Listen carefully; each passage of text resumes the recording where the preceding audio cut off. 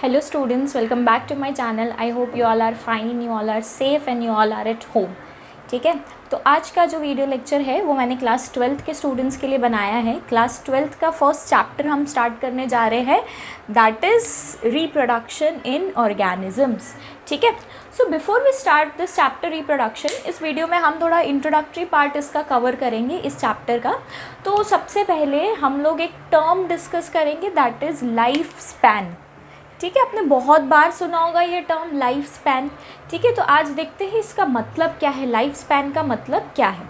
तो life span का मतलब है एक पर्सन की बर्थ से लेके डेथ तक, जो नेचुरल पूरा बर्थ से लेके डेथ तक का प्रोसेस है उसे हम बोलते हैं लाइफ स्पैन.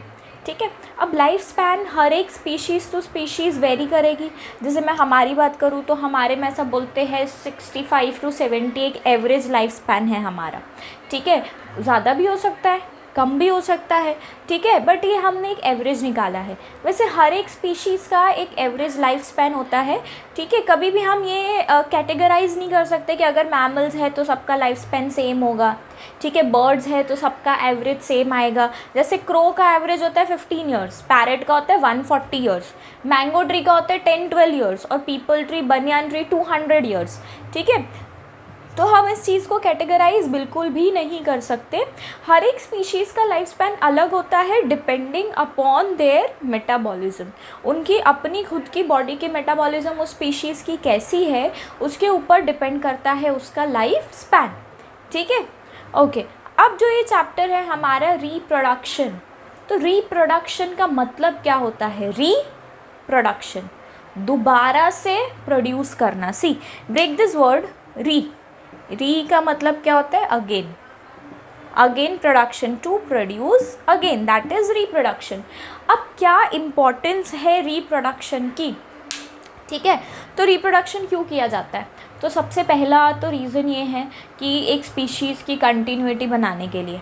ठीक है, फॉर एग्जांपल आज हमारी ह्यूमंस की स्पीशीज़ चल रही है, अगर रिप्रोडक्शन रेट एकदम से कम हो जाता है, एक साथ बहुत सारे लोग मर जाते हैं, तो हमारी स्पीशीज़ खतरे में आ जाएगी. जैसे आप बहुत सारी स्पीशीज़ सुनते हो, लायन है, टाइगर है, हम बोलते हैं ये एंडेंजर्ड स्पीशीज़ है, मतलब आगे चल के इनके एक्सटिंक्ट होने के चांसेस है. ठीक है, तो अगर कोई स्पीशीज़ अपना नॉर्मली रिप्रोड्यूस कर रही है तो उसकी कंटिन्यूटी बनी रहेगी. रिप्रोडक्शन से क्या होता है, पॉपुलेशन में बैलेंस बनता है. बहुत से ऑर्गेनिजम्स की डेथ होती है, उसे बैलेंस करने के लिए नए ऑर्गेनिजम्स आते हैं, तो एक बैलेंस वे में पॉपुलेशन चलती है. और जब भी रिप्रोडक्शन होता है तो रिप्रोडक्शन में कुछ ना कुछ वेरिएशंस आते हैं, जो हमारा थर्ड सबसे इम्पॉर्टेंट पॉइंट है. ये तो हमने देख लिया. ठीक है, अब वेरिएशन, चाहे कोई सा भी रिप्रोडक्शन हो, पेरेंट में से जब ऑफस्प्रिंग आती है तो सेक्सुअल रिप्रोडक्शन में ज़्यादा वेरिएशन दिखेंगे, एसेक्सुअल में कम दिखेंगे. ठीक है, एसेक्सुअल में बहुत लॉन्ग टर्म में आपको वेरिएशंस दिखेंगे, बट वेरिएशंस आपको दिखेंगे. ठीक है, और ये वेरिएशन से आगे चल के होता है इवोल्यूशन. क्या होता है ये वेरिएशन से आगे चल के, इवोल्यूशन होता है और नई स्पीशीज़ बनती है. तो ये हमने देखा कि क्या सिग्निफिकेंस है रिप्रोडक्शन की, क्या इम्पोर्टेंस है रिप्रोडक्शन की. ठीक है, अभी mainly 2 types of reproduction are there, ये आप क्लास 10th में पढ़ चुके होंगे, एसेक्सुअल एंड सेक्सुअल. एसेक्सुअल जिसमें सेक्सेस इन्वॉल्व नहीं है, sexes are not involve. Sexual जिसमें सेक्सेस इन्वॉल्व है, सिंपल सा मतलब है इसका. ठीक है, अब इसमें कोई गैमेट फॉर्मेशन नहीं होगा. ठीक है, सिंगल पेरेंट से ही बन जाएगा, बहुत ही फास्ट प्रोसेस है. अब इसके अंदर गैमेट बनेंगे, मेल गैमेट, फीमेल गैमेट, उनका फ्यूजन होगा, दोनों पेरेंट्स इन्वॉल्व होंगे, both parents of opposite sex are involve in this. ठीक है, और ये कैसा है, कॉम्प्लेक्स प्रोसेस है, इसमें टाइम लगता है. गेमेटोजेनेसिस हम पढ़ेंगे, फर्टिलाइजेशन पढ़ेंगे, पोस्ट फर्टिलाइजेशन, एम्ब्रियोजेनेसिस, ये बहुत कॉम्प्लेक्स है और ये कंपैरेटिवली कैसा है, फास्ट प्रोसेस है. अब इसके अंदर कोई वेरिएशन नहीं आता. 1-2 जनरेशन आपको इसमें लॉन्ग टर्म में दिखेगा वेरिएशन, इसके अंदर वेरिएशंस आते हैं और इसमें इवोल्यूशन भी आपको जल्दी दिखाई देगा. Evolution is fast. ठीक है, I hope this is clear to you. Okay चलिए अब हम पहले शुरू करेंगे एसेक्सुअल रिप्रोडक्शन से। Let's get started. Okay so I guess आप सब ने क्लास 10th के अंदर थोड़ा बहुत पढ़ा होगा एसेक्सुअल रिप्रोडक्शन के बारे में, जैसे कि उसकी मोड्स क्या है, कैसे होता है, ठीक है। अलग अलग मेथड्स पढ़ी होगी, जैसे बाइनरी फिजन, फिर budding, spore formation, vegetative propagation, fragmentation, वही सारी मेथड्स हम अभी यहाँ पे डिस्कस करने वाले हैं। ओके तो पहले तो हमने इंट्रोडक्शन देख लिया एसेक्सुअल रिप्रोडक्शन का।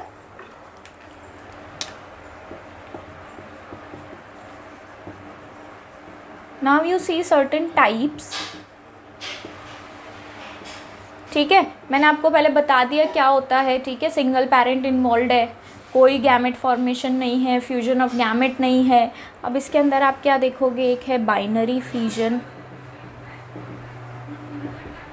बर्डिंग, fragmentation, regeneration, spore formation,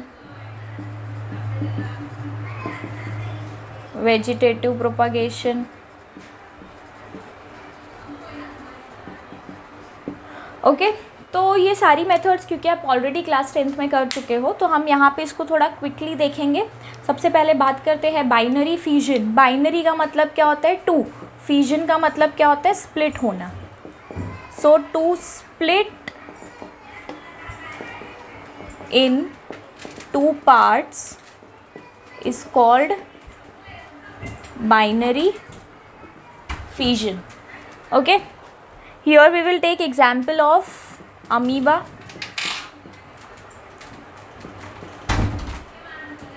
Amoeba shows binary fission. Okay, then paramecium. अब यहाँ पे एक्चुअली आना चाहिए फिजन। फिजन में दो तरह होती है, बाइनरी फिजन और एक होता है मल्टीपल फिजन। मल्टीपल फिजन जो है this is shown by Plasmodium. Plasmodium वही प्रोटोजुआ है जिससे मलेरिया होता है। एक सिंगल प्लाज्मोडियम बहुत सारे मल्टीपल में स्प्लिट हो जाएगा और इससे बहुत सारे प्लाज्मोडियम बन जाएंगे, ठीक है। तो ये हमने फर्स्ट मेथड देखी फिजन, जिसमें हमने देखा binary fission and multiple fission. Second है बर्डिंग। ओके ये भी बहुत कॉमन आपने सुना होगा ईस्ट में, हाइड्रा में, ठीक है। बट आज हम एक दूसरा पैरामीटर डिस्कस करने वाले हैं बर्डिंग का। बर्डिंग दो तरह का होता है, endogenous budding and exogenous budding. Okay budding is of two types, endogenous and exogenous. Endogenous budding is formation of internal buds and exogenous budding is formation of buds on outer surface. अभी तक आपने जो example देखे east और hydra के, उसके अंदर हमने देखा है एक्सोजीनस बर्ड। हमने देखो इस तरह से एग्जाम्पल्स देखे, हाइड्रा में ऐसे बर्ड डेवलप होगा, फिर ये ग्रो होगा, डिटैच होगा और इससे नया ऑर्गेनिज्म आएगा, ठीक है। और ईस्ट में भी हमने देखा है इस तरह से पूरी कॉलोनी फॉर्म होती है। अब जो एंडोजीनस बर्डिंग है, एंडोजीनस बर्डिंग होता है स्पॉन्जेस में। इसे हम जेम्यूल्स भी बोल सकते हैं, ठीक है। हम एक एग्जाम्पल ले लेते हैं यहाँ पे स्पॉन्ज का। जेम्यूल फॉर्मेशन भी इसे बोला जा सकता है।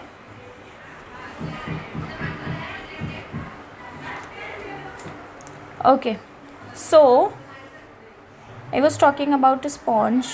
For example this is a sponge. तो यहाँ पे इंटरनल बर्ड्स डेवलप होते हैं, ये लाइनिंग ब्रेक होगी और ये बर्ड्स सारे बाहर जाएंगे और इससे बनेगा न्यू ऑर्गेनिज्म,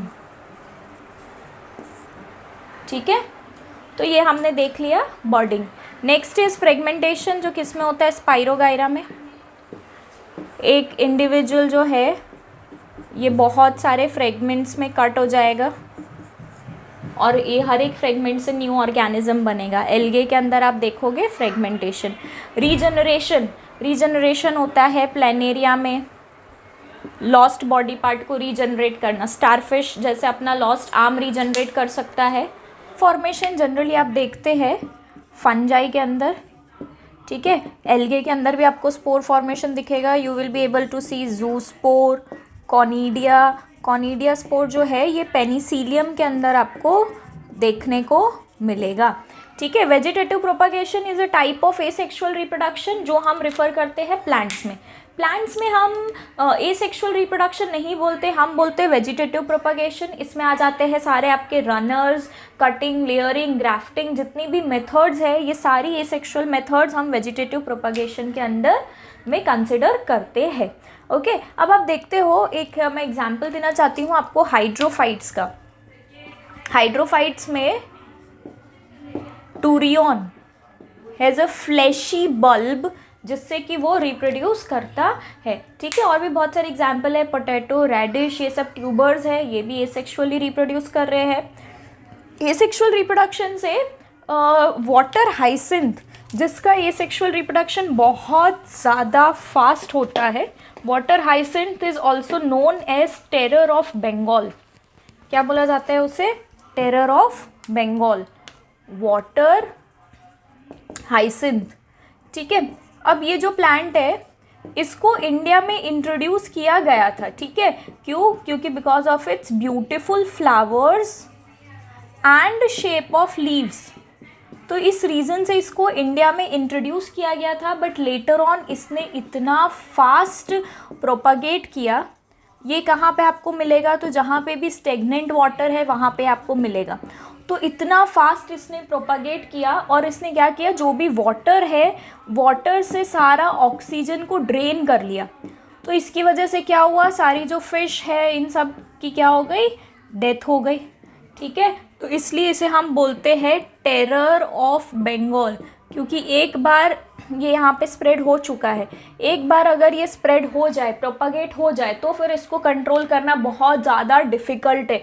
ये एक वाटर वीड है, ठीक है। तो vegetative propagation is also a type of asexual reproduction. आज के लेक्चर में हम एसेक्सुअल रिप्रोडक्शन तक ही देखेंगे। नेक्स्ट लेक्चर के अंदर हम लोग सेक्सुअल रिप्रोडक्शन स्टार्ट करेंगे, ठीक है। तब तक आप ये एनसीईआरटी से रीड कर लीजिए और आपको कुछ भी क्वेरी है, कुछ भी है, तो आप उससे कमेंट सेक्शन में मेंशन कीजिए। If you like my video, do share and subscribe. Thank you.